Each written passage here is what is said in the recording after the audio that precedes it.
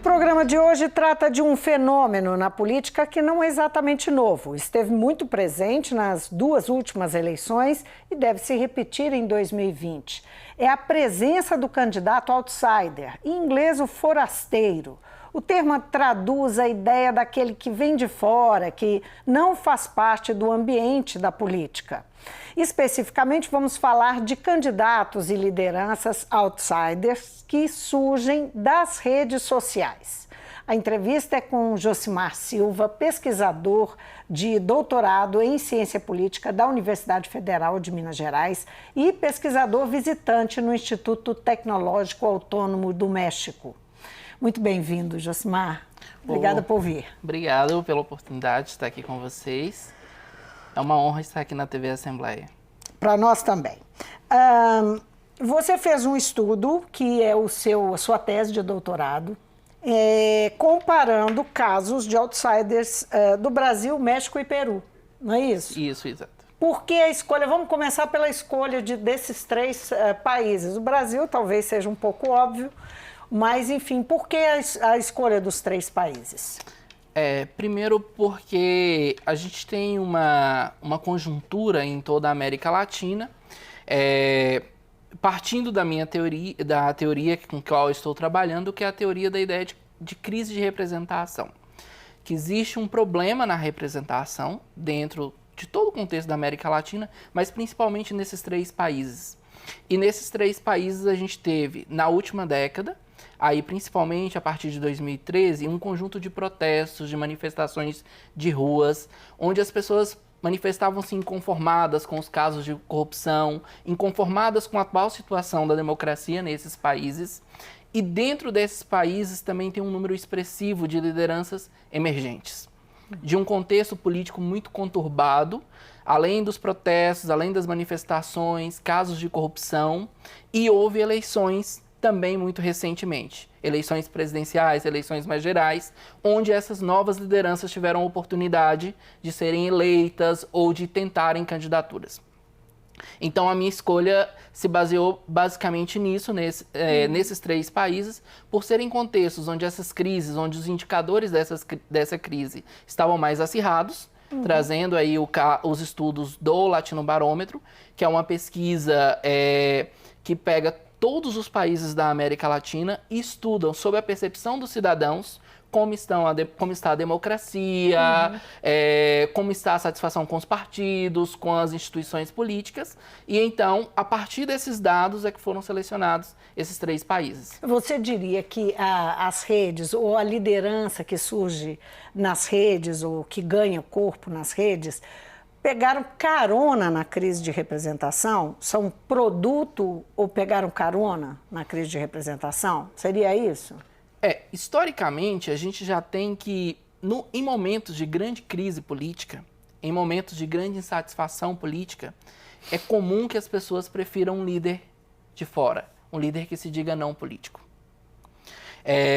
Mas, ao mesmo tempo, por exemplo, se a gente pegar o caso da Itália nos anos 90, um momento de grande corrupção, de grandes casos, surge um líder político outsider e que ganha as eleições, torna-se representante. Então, esse já é um caso comum na literatura. O ponto é que, nos últimos anos, grande parte da literatura, dos trabalhos, das investigações científicas, das pesquisas científicas, tem apontado que a internet é a propulsora disso. E eu parto de outro ponto, falando, calma aí, tem mais alguma coisa que talvez ajude a explicar isso. Qual é a força dessa crise para explicar a emergência dessas novas lideranças?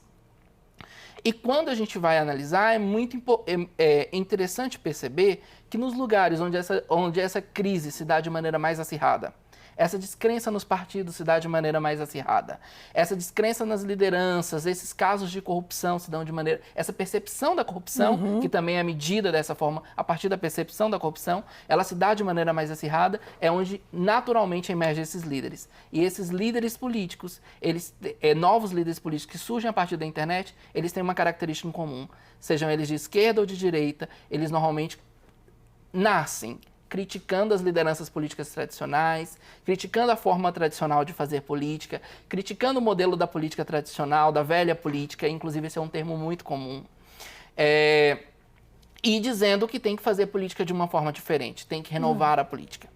Então, o que faz de se destacar nesses 3 países, essa emergência é de fato que é mais aguda a realidade, Isso. porque, na verdade, nós temos disseminado pelo mundo um cenário desse, né? A esquerda ou a direita, mais a esquerda, pessoas que surgiram como outsiders, né?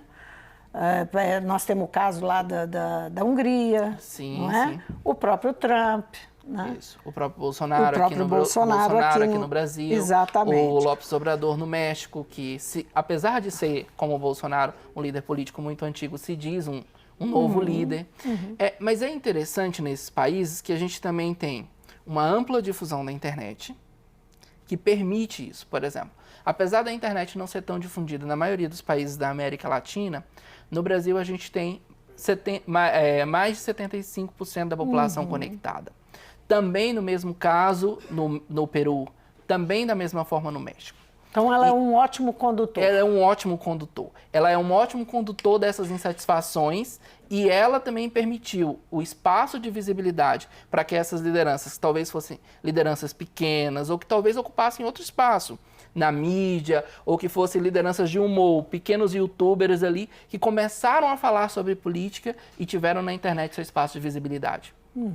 Agora, o fato das redes serem um ambiente de muita polarização de ideias, né, de posições e de debate de posições, de ideias políticas mesmo, isso está muito forte, pelo menos aqui no Brasil, mas eu acredito que de forma mais disseminada, mundo afora, isso também colabora, digamos que junta esse perfil das redes sociais com essa emergência da insatisfação? Sim, a gente tem alguns fatores que se somam aí. O primeiro deles é que essas lideranças, como elas surgiram criticando o sistema, criticando essa estrutura, criticando a velha política, dizendo que precisavam renovar, elas tinham um discurso muito pronto e muito válido num contexto de crise, num contexto de desconfiança, de insatisfação. E elas tinham um discurso, digamos, mais forte, mais claro, mais direto. No sentido de precisamos acabar com isso aí, precisamos renovar, precisamos acabar com o partido, precisamos acabar com essa forma de fazer política, precisamos acabar com essa forma de corrupção, com saídas muito claras. No caso do Brasil, a conversa da nova política. A conversa da nova política, a conversa de renovar a política, a conversa de renovar com tudo que está aí e começar algo novo. E isso é presente, tratando dos 3 casos, tanto no caso brasileiro, quanto no caso, e aqui no caso brasileiro, com as manifestações contra a Copa, com casos de corrupção, o preço das passagens. No caso mexicano, normalmente movimentações estudantis ali, contra os próprios problemas, também envolvendo o caso de corrupção, também envolvendo as velhas lideranças. No caso peruano, a própria crise da democracia, a própria crise, os próprios partidos, a própria força que tinha esses partidos, ou uma tentativa de democratização desse espaço, já que ainda existem resquícios no sistema político desde a época de Fujimori, ou seja, ainda existem resquícios de um governo ditatorial dentro da democracia peruana. Então, tudo isso levou a que esses novos lideranças, essas lideranças emergentes, esses outsiders, esses que vieram de fora, começassem criticando aqueles que estavam estabelecidos no sistema político. E isso faz com que as pessoas os sigam, as pessoas os tomem como verdade, porque as suas falas, os seus discursos, são discursos muito prontos. Aqui no Brasil, na verdade, o Bolsonaro não é objeto do seu estudo, não é? Não, nesse caso não. São Kim Kataguiri, Joyce Hasselmann, André Fernandes, Olavo de Carvalho.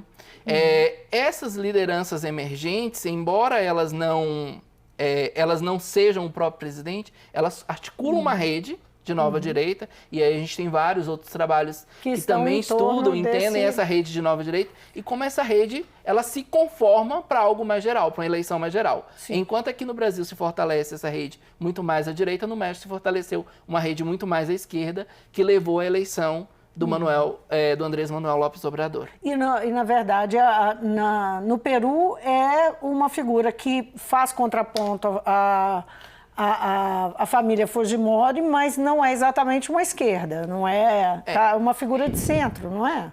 No Peru a gente tem uma configuração, enquanto no Brasil a gente tem uma configuração mais à direita, muito mais forte de lideranças à direita, no México uma configuração forte de lideranças à esquerda, e na região norte do México uma configuração de lideranças à direita. No Peru, a gente tem um caso muito concentrado ainda, principalmente na região da capital de Lima, mas de lideranças que são lideranças mais à esquerda contra a família Fujimori, mas a família Fujimori também criou um grupo. O Kenji Fujimori e a Keiko Fujimori, que já foi que é senadora, tem um grupo também de líderes menores ao redor dele que produz conteúdo e que provoca discussões nas redes. E lá no contexto peruano, isso é muito interessante porque eles têm uma dificuldade de governar e de lidar com a oposição fujimorista. E que é muito forte no parlamento. Agora, mas qual que é o perfil do presidente? Do presidente que foi eleito a partir desse contexto aí? O presidente, no caso, é o Pedro Pablo Kuczynski, foi eleito numa oposição ao fujimorismo, mas o Pedro Pablo Kuczynski ele foi deposto, ele perde o mandato e assume o vice dele. Que tem a ver com Lava Jato. Isso, e que tem alianças fortes também ainda com lideranças do fujimorismo. Digamos, faz negociações muito tranquilamente, muito abertamente, inclusive com lideranças do fujimorismo. Bom, então, a gente pode dizer que eles têm perfis, eles estão em campos diferentes.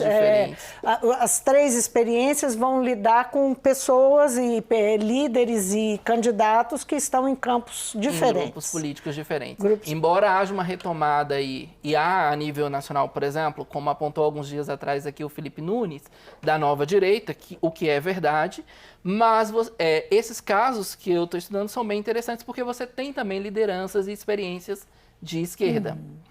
E é muito interessante... E o que é isso? Como é que você lê isso?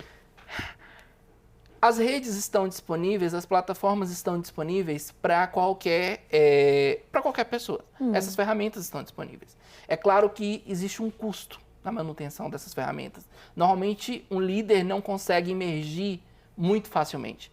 Embora ele possa começar ali como líder de opinião, um humorista, ou como que passando notícias ou dando alguma informação, ainda que esse engajamento inicial, essa ação dos seguidores em torno dele, dessa liderança, ela seja muito autônoma, muito personalizada no início, chega um momento que essas lideranças elas começam a investir em fazer algo mais profissionalizado, fazer com que tenha maior alcance, direcionar o seu conteúdo para públicos muito específicos, e você tem casos de líderes que têm produção de conteúdo muito profissionalizada. Se a gente pega o caso do MBL, ele tem uma padronização no tipo de post que posta. É muito profissionalizada. Não é mais um conteúdo amador. Se a gente pega o caso do André Fernandes, que é deputado estadual lá pelo Ceará, de direita também, desse grupo bolsonarista. Ele começa com 14 anos nas redes sociais, contando piadas. Chega um momento que ele percebe que estrategicamente vale a pena falar de segurança pública, e ele começa a tratar de segurança pública. E ele começa a se apresentar como militar. Ele começa a se apresentar como um policial militar. E a partir disso, o tema de segurança, ele percebe um retorno e começa a trabalhar nisso até o ponto que ele chega a ser convidado a ser candidato a deputado. Compõe esse grupo bolsonarista e hoje se torna uma das principais plataformas no interior do Nordeste desse grupo bolsonarista. São os influenciadores, né? Eles nascem como influenciadores. É isso que eu queria saber, como é que funciona essa mecânica exatamente? Não para alguém se tornar um influenciador, e no caso um influenciador político. Você está descrevendo aí a experiência desse... do André Fernandes. Mas assim, você tem um mecanismo de ação dentro da rede para que isso aconteça. Sim. A rede, ela de certa forma proporciona que os usuários da rede, nós como usuários comuns da rede, se a gente curte um conteúdo ou se a gente simplesmente visualiza e gosta. Se eu estou passando aqui na tela do meu celular e me mantenho alguns segundos mais do que o normal sobre uma imagem, essa rede capta, as redes sociais captam isso como um estímulo de que eu gostei daquele conteúdo. E isso permite que as redes também me proporcionem mais conteúdos do mesmo tipo. Então, se eu sigo um determinado perfil, a rede começa a me mostrar, a própria infraestrutura da rede, seja o Facebook, seja o Instagram, ela começa a me mostrar conteúdos semelhantes. E nesses conteúdos semelhantes, e aí isso reforça as posições que a gente tem. Então, de certa forma, ao mesmo tempo... É a construção da bolha. É a construção da bolha. Ao mesmo tempo que eu consigo selecionar aquilo que eu quero conforme os meus gostos, porque a gente normalmente não forma opinião para avaliar, a gente aceita aquilo que a gente concorda. O que acontece? A bolha também reforça essas concordâncias. E isso estimula muito fortemente uma polarização. Porque se eu absorvo só apenas um tipo de conteúdo, eu tendo a concordar cada vez mais com esse conteúdo e a gente tenta se afastar do outro. Então a polarização não é apenas o aspecto de que existe posições divergentes, mas que essas posições divergentes estão cada vez mais divergentes, cada vez mais se afastando. Ou seja, você acredita numa verdade ou você acredita numa outra verdade e diminui-se as possibilidades desse diálogo, desse entrecruzamento de opiniões. Uhum. Você falou, fez uma referência, citou o caso do Kim Kataguiri e do MBL, né? A Hasselmann aqui foi, a Joyce Hasselmann, né, a deputada, que se elegeu na esteira do Jair Bolsonaro, da eleição do presidente Bolsonaro, rompeu com ele.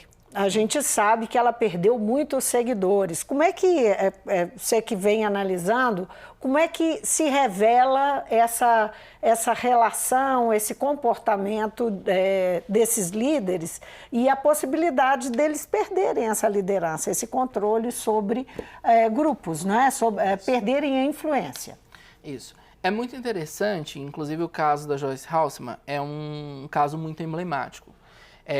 Eu fiz uma análise no ano passado do perfil especificamente dela, junto de outros líderes, e é muito interessante que dá para perceber, a partir, por exemplo, da análise dos comentários, existe uma técnica e softwares específicos que dá para analisar isso e perceber a legitimidade desses líderes.